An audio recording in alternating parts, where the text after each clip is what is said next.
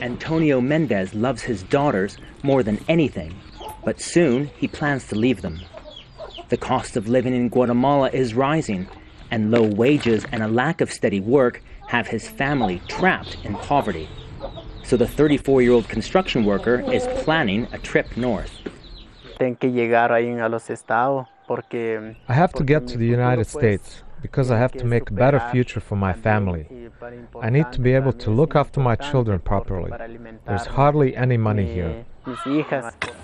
Antonio is well aware of the dangers that lie ahead: sweltering desert heat, corrupt police, gangs, and U.S. immigration. 3 years ago, he paid a guide to help get to the United States. But just as he crossed into Texas, he was caught by the U.S. Border Patrol. After 5 weeks in detention, he was deported to Guatemala without a cent in his pocket.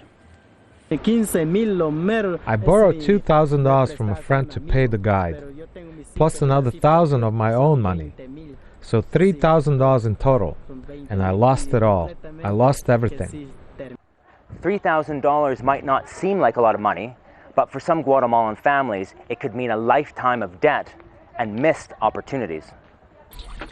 Determined not to let debt keep him down, Antonio is paying off the money he still owes, and then will borrow an even larger amount to pay for the next trip across the U.S. border.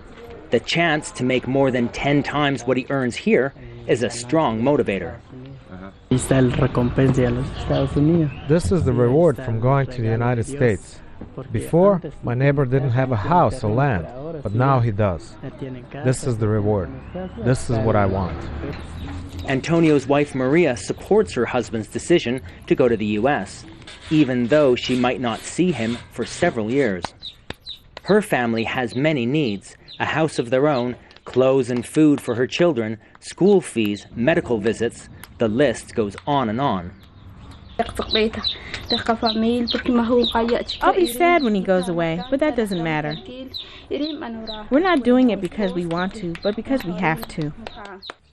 Not seeing his daughters grow up will be a big price to pay, but it's one that Antonio and his family hope will pay off.